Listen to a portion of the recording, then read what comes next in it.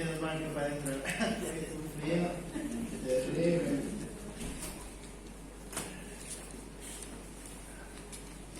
De donde yo vengo, de Ecuador, hace un frío muy parecido. Estamos a 3.000 metros de altura y a la mañana tempranito hace mucho frío, pero para el mediodía se pone muy lindo, hace un sol lindo. Llega a 16, 17, 18 grados. Y a la noche, todas las noches teníamos 0 grados, así que había escarcha en las ventanas todo el tiempo. Pero el frío acá se siente mucho más por la humedad y todo, está terrible el frío. Así que bueno, pero la verdad que es una bendición poder estar compartiendo acá esta mañana. Ahí manda saludos nuestro pastor, ahí Matías y la gente de San Justo. Y me alegro por poder estar acá. Estaba ya hablando con José y decía, después de lo que se escuchó anoche y estas semanas de la conferencia, hay mucho temor ahora de predicar y es la gracia del Señor nada más que nos permite continuamente seguir creciendo en ser fieles en la exposición de su palabra. Y ahí hay un tema que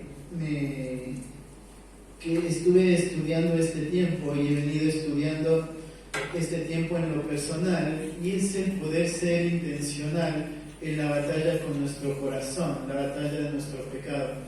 Hay este tiempo en el CCP, en los cultitos de vida, se ha venido hablando acerca del lugar que le damos a la Escritura en la exposición de la palabra.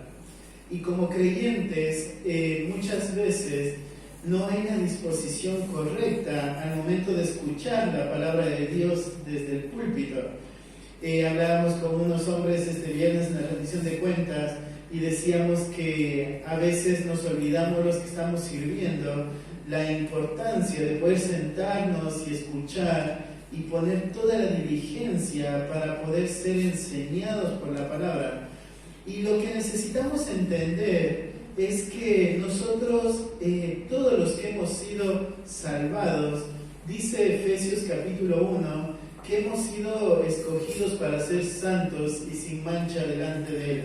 Así que el propósito de nuestra salvación, el propósito de nuestra elección es poder glorificarlo a Dios siendo santos y sin mancha. El propósito por el cual hemos sido salvados es para que personas que somos pecadores, nacidos de naturaleza pecaminosa, habiendo sido rescatados de esa naturaleza, ahora le glorifiquemos a Él, matando el pecado y viviendo en santidad. La santificación es una lucha constante. La santificación es la batalla del creyente diaria y es la batalla a la cual debemos estar completamente dispuestos a enfrentar. Cuando vemos ahí la primera carta de Pedro, que es la que vamos a estar estudiando hoy, Pedro escribe su primera carta. Él es anciano de la iglesia de Jerusalén. La vez anterior que vimos Santiago, les decía que Santiago era el pastor de la iglesia de Jerusalén. Y Pedro, todos conocemos de él, era un pescador. Ahí el Señor lo llama a seguirlo, a ser su discípulo. Y Pedro es conocido mucho por cómo se las mandaba, ¿verdad? Cuando recordamos la vida de Pedro en la época ministerial del Señor, vemos a un Pedro que muchas veces duda del Señor, muchas veces es confrontado acerca de su incredulidad, es desafiado, niega a Cristo. Sin embargo, vemos cómo Dios restaura su vida y para esta época llega a ser parte del liderazgo de la iglesia de Jerusalén. En el imperio romano, bajo la mano de Nerón, sucede un gran incendio y entonces los cristianos van a ser culpados de ese incendio y va a haber una persecución grande en ese tiempo. Entonces los cristianos empiezan a ser perseguidos y la iglesia de Jerusalén es dispersa. Los cristianos se dispersan por 5 provincias. Nos aclara Santiago y nos aclara Pedro y dice que es Ponto, Galacia, Capadocia, Asia y Bitinia. Estas 5 provincias son provincias romanas, muy lejanas la una de la otra, y estaban ahí los miembros de la iglesia de Jerusalén siendo perseguidos. siendo atormentados, sufriendo, cada uno lejos de su hermano en la fe. La iglesia de Jerusalén es dispersa. Santiago se queda siendo pastor en Jerusalén y Pedro sufre junto con su iglesia, anciano de Jerusalén. Pedro va a sufrir mucho, va a pasar por muchos tiempos de sufrimiento. La muerte de Pedro va a ser muy vergonzosa y hasta el último iba a dejar ese ejemplo, un ejemplo de sufrimiento. Y cuando escribe la primera carta, él escribe con ese deseo. Él escribe la primera carta, ahí en el capítulo 5, versículo 12, dice que la carta es una carta de exhortación. Y dice que les escribe esta carta de exhortación, amonestándoos, dice. Vamos a ir al final de Pedro 5. Dice, por conducto de Silvano, a quien tengo por hermano fiel, os he escrito brevemente, amonestándoos y testificando que esta es la verdadera gracia de Dios en la cual estáis. Cuando vemos el propósito de la carta de Pedro, aquí nos lo dice claramente. Él escribe esta carta para exhortarnos y escribe esta carta para amonestarnos, dice, y para testificarnos que esta es la verdadera gracia de Dios en la cual estáis. La Biblia de las Américas dice en la cual permanecéis firmes. El propósito de la carta de Pedro es que en medio del sufrimiento él les anima a que esta gracia que ha sido notoria desde el principio en sus vidas, ahora es la gracia en la cual ellos se deben afirmar. Y todos nosotros disfrutamos, todos aquellos que hemos creído en Cristo como nuestro Salvador, disfrutamos de esa gracia. Disfrutamos en un inicio de poder ver esta gracia salvadora, en la que el Señor nos permitió no solamente escuchar el Evangelio, sino que habiendo escuchado el Evangelio, poder generar fe en nosotros por medio de ese Evangelio, para que podamos creer en Él. La gracia de haber podido tener a alguien que un día decidió exponernos la palabra de verdad, el Evangelio de nuestra salvación. Y Él sigue obrando conforme a su gracia en cada uno de nosotros, los creyentes. Y Pedro marca eso. Pedro va a escribirles a estos hermanos, a sus amados hermanos, les va a escribir esta carta para amonestarles a que permanezcan firmes en esta gracia. Para amonestarles a que en medio de este sufrimiento que ahora están viviendo, que en medio de esta persecución que están viviendo, pueden enfrentar este sufrimiento para la gloria de Dios. Y entonces va a hablar cómo en medio del sufrimiento hay muchos aspectos que ellos van a tener que vivir. En un momento en la carta le manda a honrar a sus autoridades. Sin embargo, la autoridad a la que deben honrar es la autoridad que está dando la orden de persecución. Y les dice, honrenlo, honren sus autoridades. Manda a honrar a sus hermanos, manda a honrar a sus jefes, manda a honrar a los siervos. Pedro va a escribir esta carta con el deseo de que Dios sea glorificado en medio de este sufrimiento, de que ellos entiendan que donde ellos están parados es la verdadera gracia de Dios. Y entonces por eso cuando arranca el capítulo 1 en Pedro, llegamos ahí al verso... Dice, llegamos ahí al verso 10. Sí, llegamos al versículo 10. Y Pedro dice, los profetas que profetizaron de la gracia destinada a vosotros, inquirieron y diligentemente indagaron acerca de esta salvación, escudriñando qué persona y qué tiempo indicaba el Espíritu de Cristo que estaba en ellos, el cual anunciaba de antemano los sufrimientos de Cristo y las glorias que vendrían tras ellos. A estos se les reveló que no para sí mismos, sino para nosotros, administraban las cosas que ahora os son anunciadas por los que os han predicado el Evangelio por el Espíritu, enviado del cielo, cosas en las cuales anhelan mirar los ángeles. Y Pedro le aclara cuál es esta gracia. Y Pedro les dice que esta gracia en la cual él está amonestando, de la cual él está testificando, en la cual ellos deben permanecer firmes, dice que es la gracia que todos los profetas del Antiguo Testamento ya profetizaban. Esta gracia que nos fue anunciada a Cristo. Y habla de esta gracia a este Cristo anunciado por medio del Evangelio. Dice este Cristo que nos fue anunciado. Ellos anunciaban de esta gracia, gracia de la cual ellos no iban a ser parte, dice, si no venían para nosotros. Y entonces esta gracia nos fue administrada a nosotros. Dice que nos fue administrada por medio de la predicación del Evangelio. Y sigue avanzando el pasaje. Y entonces ahora dice, por tanto, ya que entendemos la forma en cómo llegó el Evangelio a nuestras vidas, y entendemos esta gracia que es Cristo, la esperanza en nosotros, Cristo nuestro Evangelio, dice, en conclusión a esto, lo que tenemos que hacer es ceñir los lomos de vuestro entendimiento, dice.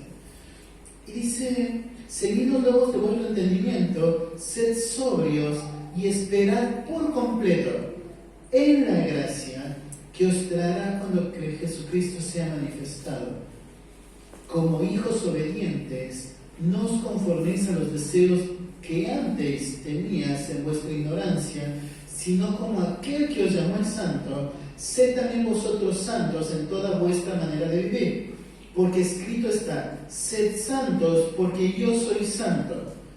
Y entonces lo que afirma acá es que esta gracia que nos fue revelada es la gracia en la que debemos permanecer firmes hasta que la gracia completa sea manifestada cuando Cristo venga.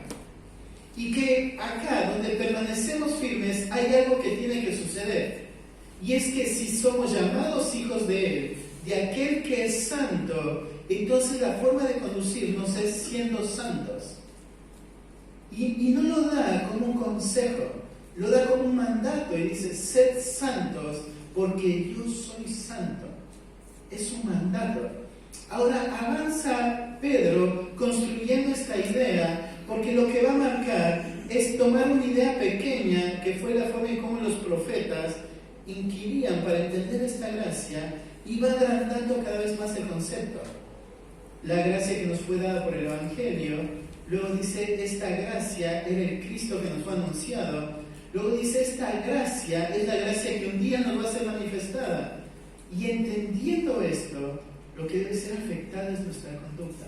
Dice, como hijos obedientes, ahora sean santos.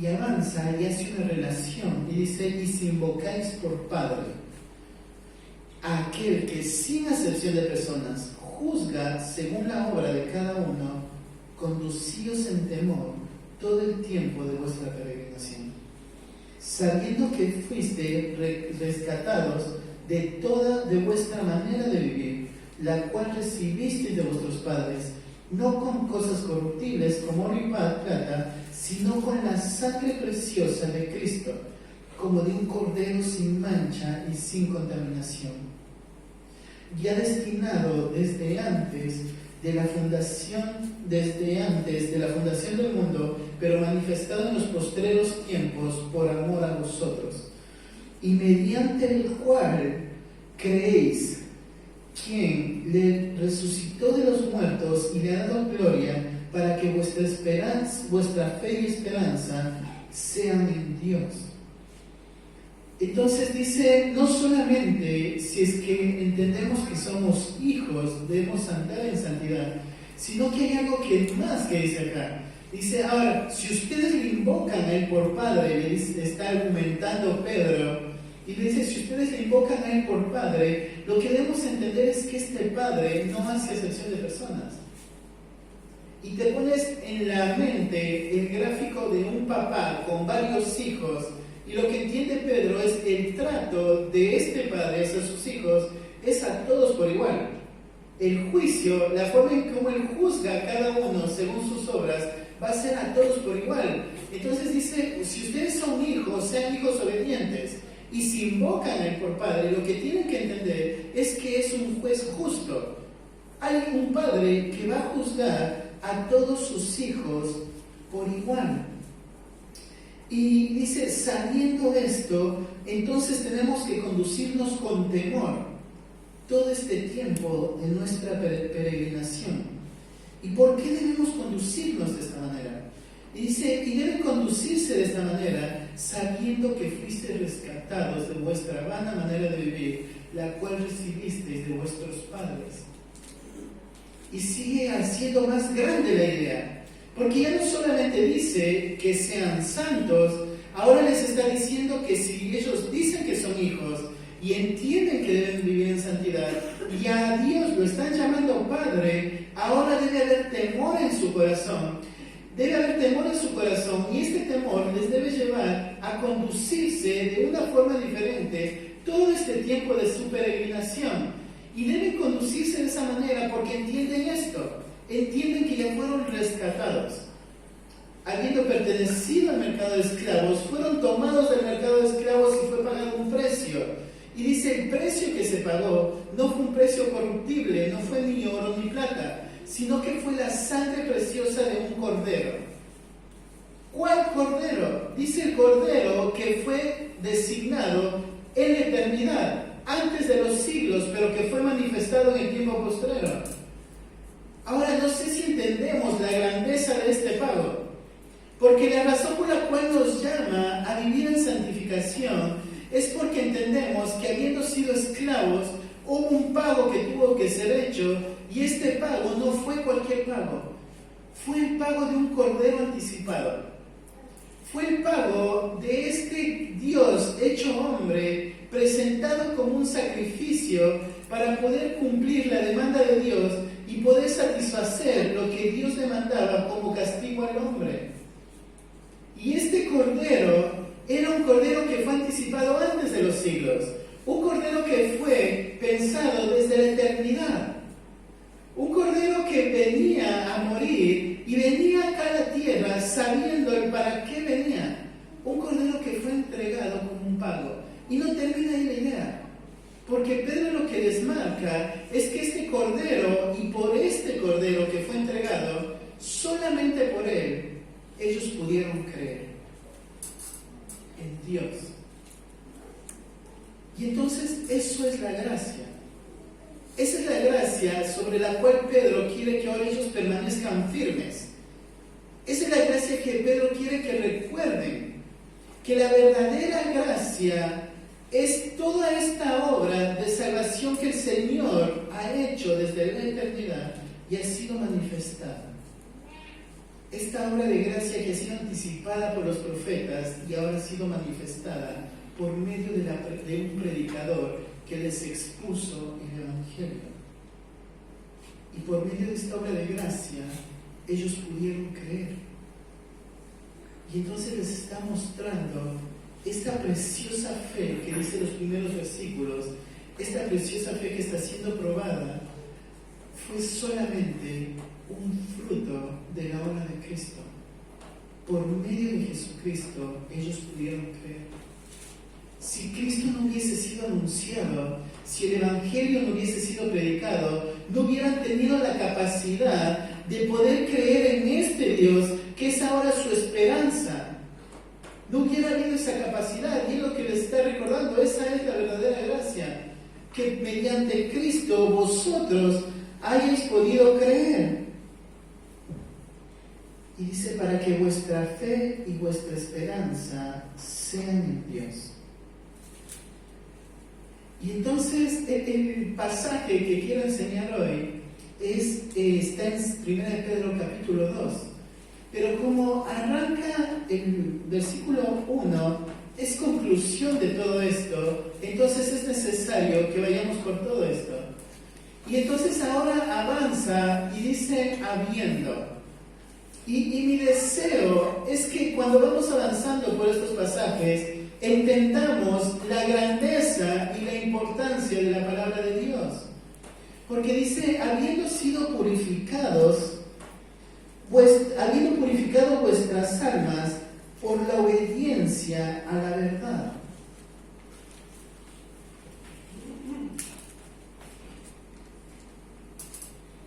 Entonces, acá Pedro entiende no solamente esto, que el Evangelio te fue mostrado, sino que el medio por el cual tu alma fue purificada fue en el momento en el que decidiste sujetar tu voluntad al Evangelio que te fue predicado. Esta obra de obediencia es cuando decides hacer un cambio de fidelidad, donde decides cambiar de amo y sujetarte a la voluntad que te es expuesta. Y el Evangelio era esto. Cuando se te predicó, dice, fuiste purificado. Y fuiste purificado por haber obedecido a la palabra, le dice Pedro. Y les está explicando cómo es que sucede, cómo es que ahora se encuentran parados donde están y qué es lo que debe suceder en sus vidas. Y entonces les dice, ustedes fueron purificados.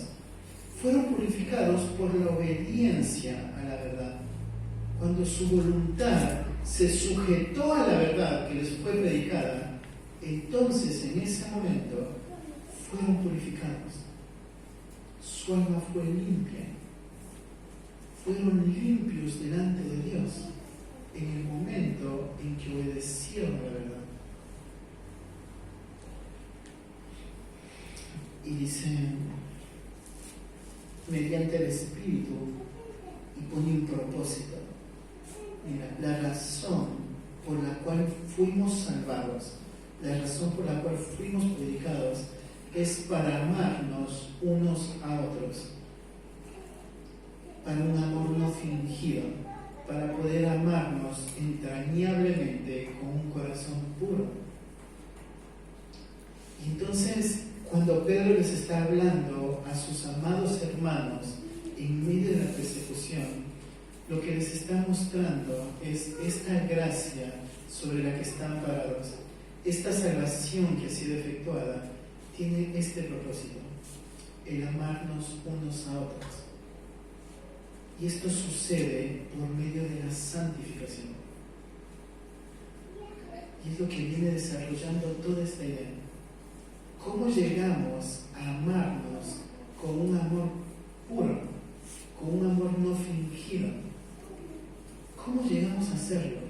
Y él dice, el creyente debe hacerlo, porque fue purificado con ese propósito, para amarse los unos a los otros, con un corazón puro, con un amor no fingido. Ahora, no solamente queda en la purificación, sino que añade más argumento todavía, y dice, amarnos unos a otros, y desarrolla, siendo renacidos. La razón por la cual tenemos la capacidad de amar genuinamente, de amar con un corazón puro, de amar con un amor no fingido, es porque hemos nacido nuevamente. Es porque hemos renacido, hemos vuelto a nacer. ¿Se acuerdan? El argumento anterior de Pedro dijo, ustedes, esta vana manera de vivir en la que viven, la heredaron de sus padres. Eso fue lo que sus padres les dieron. Pero ahora han sido renacidos. Ahora volvieron a nacer. Y mira, nacieron no de simiente corruptible, sino de incorruptible.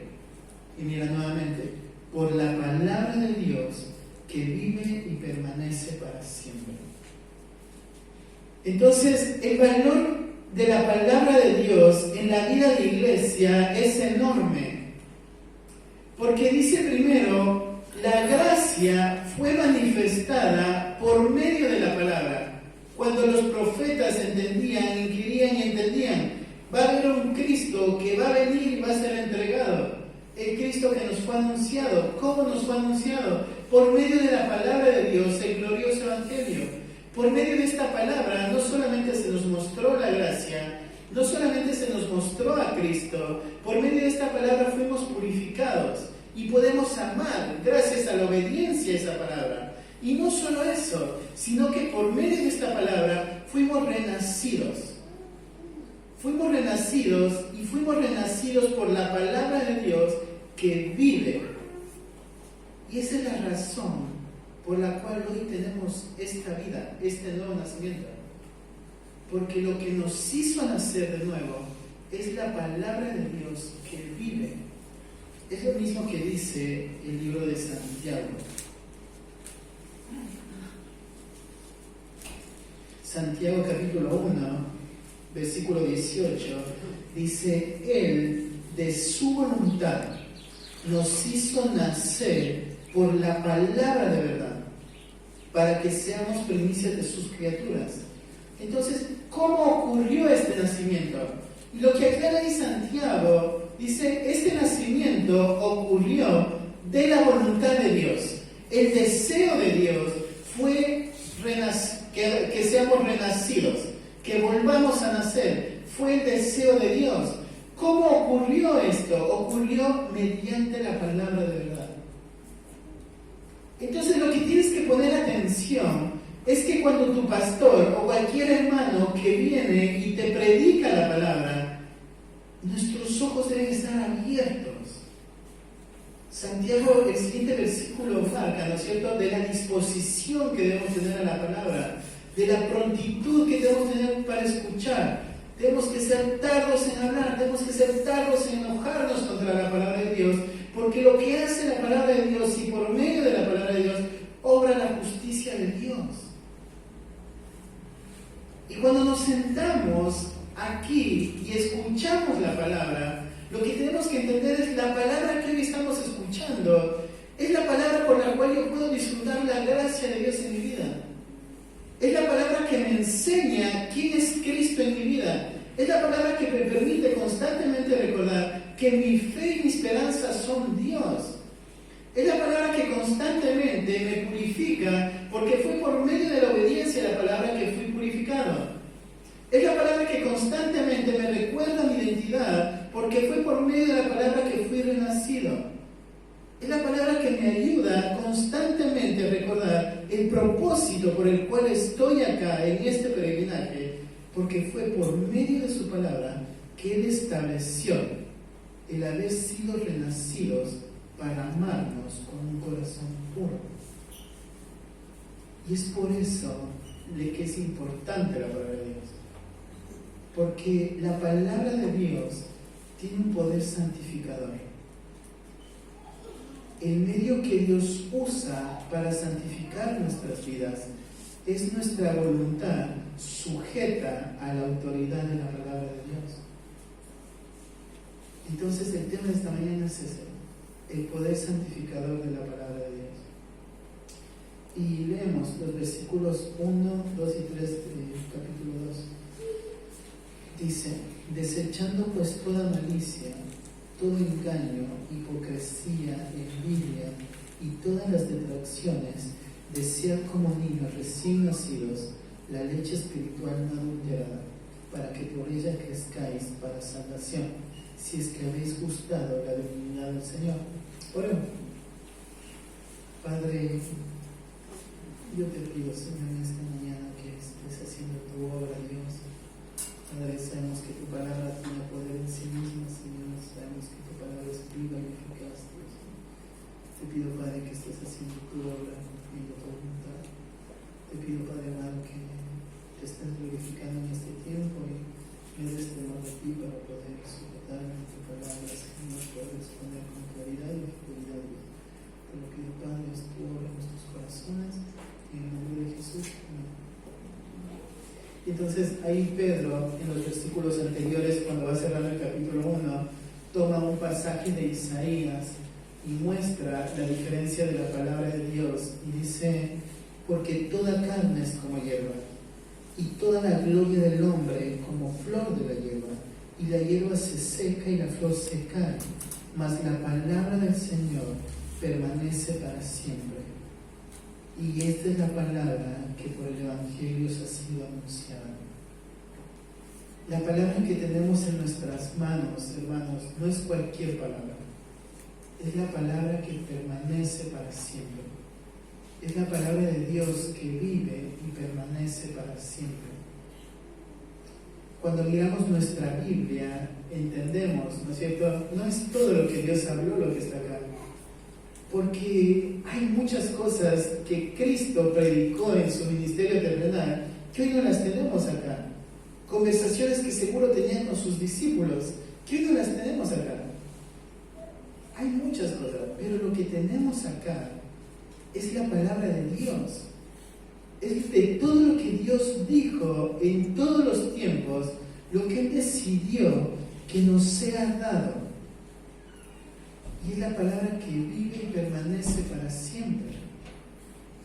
Y entendiendo eso, entonces acá Pedro va a cerrar toda esta idea con una sola orden.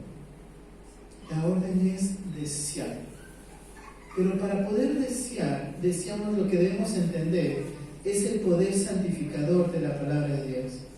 Entonces, la primera reacción que debemos tener ante este poder, dice, el poder santificador de la palabra de Dios me lleva a vivir una vida de despojo continuo.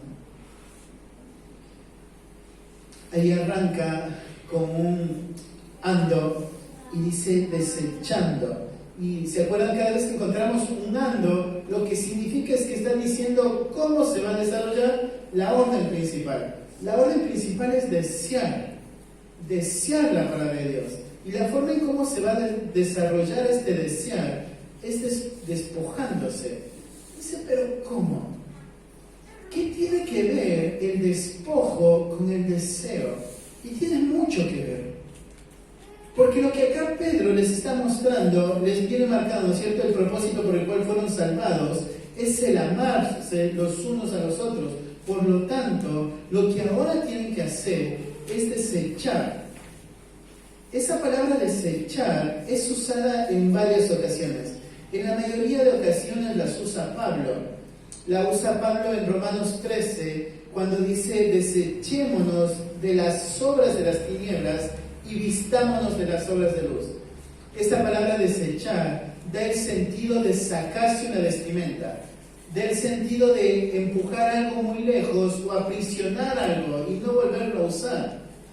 También esta palabra desechar tiene el sentido de detener un estado o una conducta, de destruir completamente una conducta.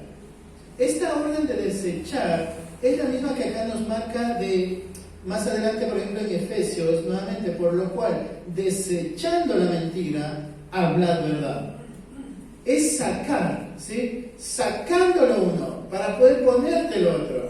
Pero acá lo que está marcando es que la palabra de Dios, en su poder santificador, lo que tiene que hacer es generarme un continuo despojo, porque conforme yo abandono el pecado, yo puedo desear la palabra de Dios. Y yo deseo la palabra de Dios porque es el medio de gracia para poder abandonar el pecado. Si no se ve este círculo, entonces no sucede ni lo uno ni lo otro en nuestra vida. Pero lo primero que dice Pedro a los oyentes es lo que tienen que hacer ahora es despojarse. Y empieza a dar una lista de pecados. Y estos pecados, cuando lo vemos, están ordenados de esa forma, están en este orden de forma intencional. Porque lo que va a hacer es arrancar con desintenciones, va a avanzar por los deseos, va a avanzar por los pensamientos y entonces termina cerrando en la voluntad.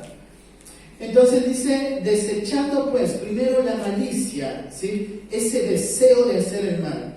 Todo engaño también es un pecado de intención, pero mira, aquí ya avanza lo emocional. Toda hipocresía. Y ahora avanza a los pensamientos. Dice toda envidia. Y termina en la voluntad, ¿sí? Toda detracción. Entonces cuando mira y da este listado de pecados, mira como algo que avanza con una simple intención de hacer mal, y la forma en que como concluye esta cadena es haciendo el mal. Porque lo que debemos abandonar no son solamente la conducta que es la que se muestra el pecado, sino que tenemos que también entender que esta obra de despojo, que el poder santificador de la palabra de Dios me ordena, es también lo que hay en mi mente, los pensamientos, poder ordenarlos y poder someterlos a la palabra de verdad. Las emociones, poder ordenarlas y poder someterlas a la palabra de verdad. Las intenciones, poder ordenarlas y someterlas. Porque lo que debemos hacer es batallar en todos estos frentes, sabiendo que esto es lo que hace el poder santificador de la palabra.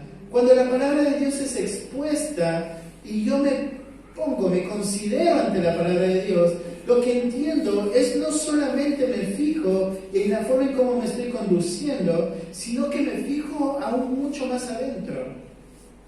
Me fijo en las intenciones de mi corazón. Pienso en las mentiras que estoy permitiendo en mi mente. Pienso en los deseos que no quiero sacar a luz.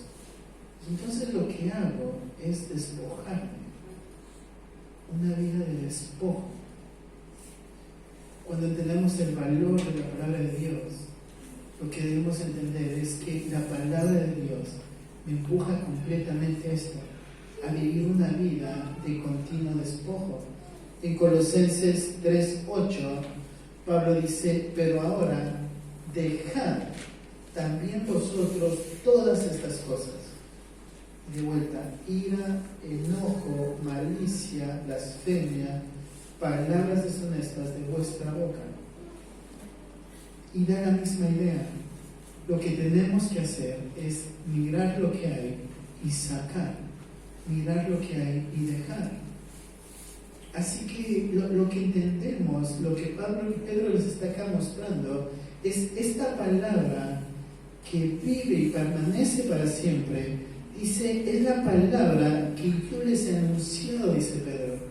Y ustedes lo que tienen que hacer en respuesta a esto, porque dice, desechando pues. Ese pues va al inicio, sería por lo tanto, es la conclusión de lo anterior. Dice, entendiendo que esta palabra, la que les ha sido predicada, es la palabra que vive y permanece para siempre, es la palabra que les hizo renacer, es la palabra que les purificó, es la palabra que les mostró la obra de su gracia. Lo que tenemos que hacer es desechar todo pecado en respuesta a la palabra. Cuando venimos, nos sentamos, nos disponemos a escuchar la palabra de Dios, tiene que suceder esto. Tiene que haber una vida de despojo, donde yo escucho atentamente, considero atentamente, y entonces soy un fiel hacedor de lo que escuché, fui confrontado y me vuelvo un hacedor de la palabra. Entonces me despojo. Me despojo. Ahora va a haber una orden. Ahora,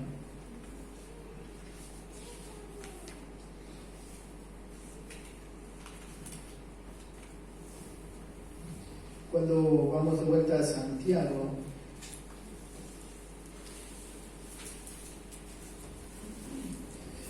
da una idea similar. Mira, versículo 21. El versículo 20 viene hablando, ¿no es cierto?, de la misma intención que Pedro, en la disposición que el creyente debe tener ante la palabra de Dios. Y dice, deben ser prontos para oír, tardos para hablar, tardos para irarse, porque la ira del hombre no obra la justicia de Dios, refiriéndose a la palabra. Lo que te lleva a vivir esta vida de justicia no es tu ira, no es la forma en cómo te confrontas ante la palabra, sino que es la forma en cómo la palabra te confronta y cómo te sujetas. Por lo tanto, va a marcar el siguiente versículo, por lo cual, desechando toda inmundicia y abundancia de malicia, recibí con mansedumbre. Y trae la misma idea. Para poder tener esta actitud fiel y mansa de poder recibir la palabra, lo primero que tiene que ser es vivir esta vida de despojo, de desechar el pecado. La vida de santificación es la respuesta a mi exposición a la palabra. Es la respuesta a cuánto estoy deseando ser confrontado por la palabra, de cuánto yo me considero ante la palabra, no solamente de cada domingo cuando me siento, sino de cada conversación que tengo durante la semana, cada vez que la palabra es expuesta por mi hermano hacia mí, cada vez que la palabra es expuesta en un grupo, cada vez que la palabra es expuesta en el culto, en una reunión. Lo que entiendo es, ese es el momento que el Señor va a usar para hacer esta obra de santificación, porque la palabra tiene este poder santificador. Es la que nos confronta, es la que nos enseña, es la que nos exhorta. Es lo que Pedro les está animando acá a los oyentes. ya que entienden lo que la palabra de Dios ha hecho en su vida, ya que entienden lo que es la palabra de Dios, es la palabra que vive y permanece, desecha tu pecado, desecha tu pecado. Y lo segundo, dice, el poder santificador de la palabra de Dios me demanda vivir una vida de deseo continuo. Lo primero decíamos, me lleva a vivir una vida de despojo, ahora es una vida de deseo. Pero ¿qué es lo que debo desear? Dice, es un versículo bastante conocido por todos nosotros. Desear como niños recién nacidos la leche espiritual no adulterada. Acá la forma en cómo está el verbo es una orden, ¿sí? No está dándolo como un consejo o como un resultado. No está diciendo que el resultado de batallar con el pecado es que surja el deseo de desear la palabra de Dios. El resultado no es el deseo es la orden. Lo que nosotros como creyentes, lo natural debería ser que exista este deseo. ¿Y por qué digo lo natural? Porque acá Pedro lo está relacionando con un niño recién nacido. Y lo natural es desear el alimento. Lo toma y lo desea como algo que viene en su ADN, como una forma de protección. Lo busca, dice ahí vehementemente, lo busca con desesperación, lo busca con mucha ansia. Y esa palabra desear nos da esa idea, algo a lo que te estiras para obtenerlo. Desear como niños, dice primero, desear es una orden, es la necesidad que tenemos cada uno de nosotros, es algo de lo cual yo soy responsable. Mi responsabilidad ante la palabra de Dios es, debo desearla. ¿Y por qué debo desearla? Y es todo lo anterior que dijo Pedro. Debes desearla por todo lo que la palabra de Dios es. Debes desearla por todo lo que la palabra de Dios ha hecho. Debes desearla porque es el medio por el cual pudiste creer. Debes desearla porque es el medio por el cual es producida tu fe. Debes desearla porque es el medio por el cual Dios te hizo renacer. Debes desearla porque es el medio por el cual entiendes cómo debes vivir esta nueva naturaleza. Debes desearla porque en desearla entiendes que tienes todas las cosas, las que pertenecen a la vida y a la piedad. Por medio de desearla, entiendes que en esta palabra están preciosas y grandísimas promesas por las cuales el Señor nos rescató. Debes desearla porque por medio de esta palabra, dice Pedro, hemos sido purificados. Por medio de esta palabra ahora nosotros podemos amar. Por medio de esta palabra ahora tenemos un corazón puro. Por medio de esta palabra nos empuja a vivir este amor fraternal. Debes desearla porque desde el tiempo de los profetas esta palabra era la palabra de Dios que vive y permanece para siempre. Debes desearla porque esta es la palabra que te fue predicada. Es la palabra por la cual el Señor usó para hacernos renacer. Y debemos desear esa palabra. Debemos desearla con desesperación, debemos desearla con responsabilidad, donde entendemos, esta es mi necesidad de ser confrontado por la palabra, mi necesidad de ser expuesto a la palabra. Ahora nosotros estamos hoy acá sentados, pero te pido que vayas un momento al tiempo de Pedro, cuando Pedro está escribiendo. No era un tiempo fácil, era un tiempo de persecución. Y lo que Pedro quiere que entiendan es, esa es la gracia. La gracia de Dios es que en medio de todo lo que están viviendo, hay algo que es seguro. Y es la palabra que vive y permanece para siempre. La palabra que la deben desear. Y dice, hay que desear esta palabra como leche espiritual. Ahí en español usaron la palabra espiritual, pero no es la palabra que se usa, se usa la palabra racional o la palabra lógico, que sería es la leche lógica o es la leche racional. A mí me costó entender mucho el concepto, pero si vamos a Romanos capítulo 12, nos ayuda un poco, porque es ahí donde se usa también esta palabra. Cuando dice...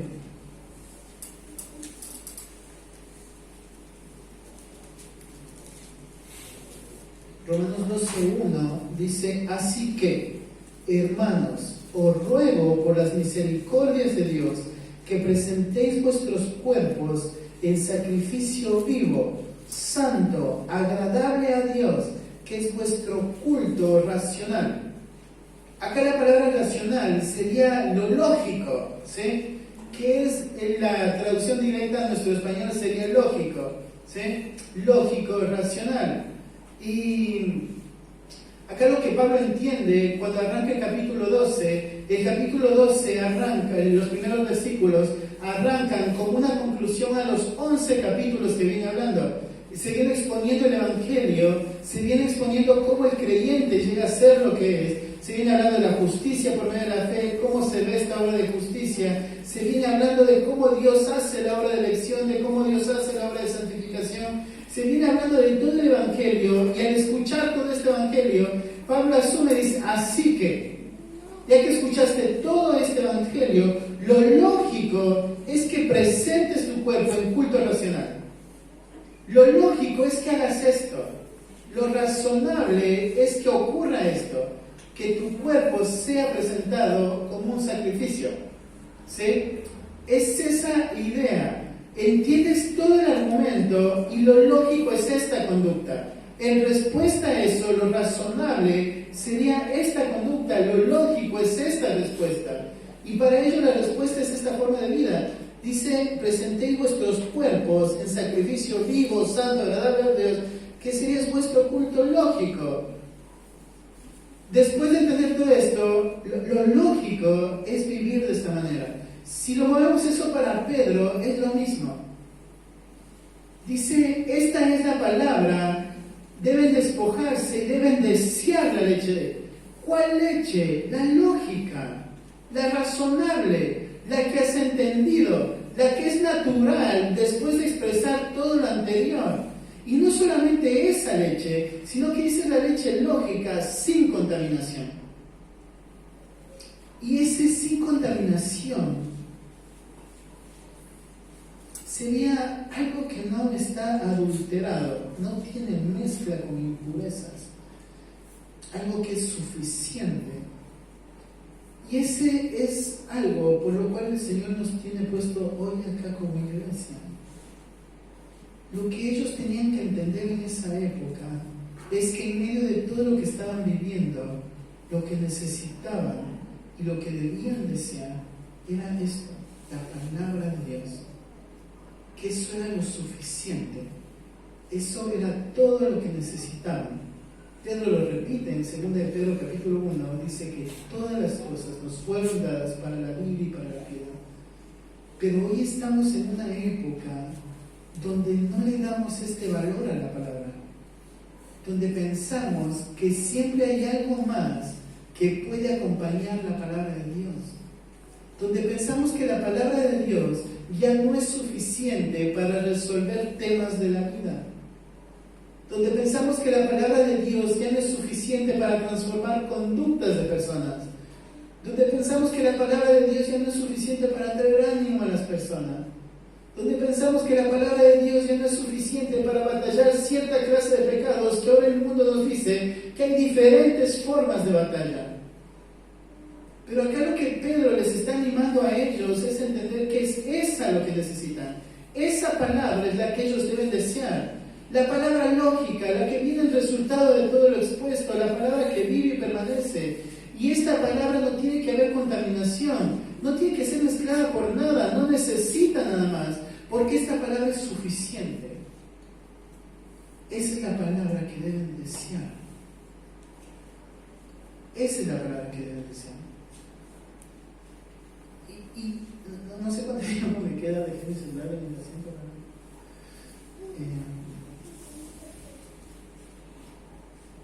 Dice,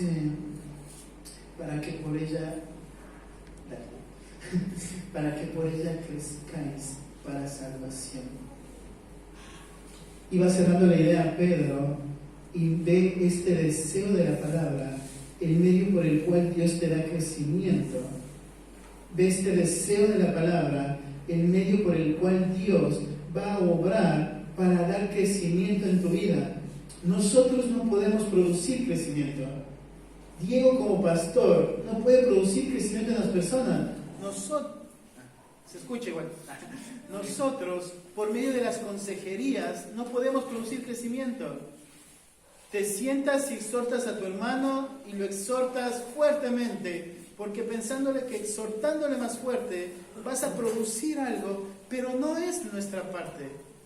Nosotros no damos crecimiento. Nosotros no podemos producir crecimiento. Nosotros no podemos producir nada que es fruto de la obra de Dios.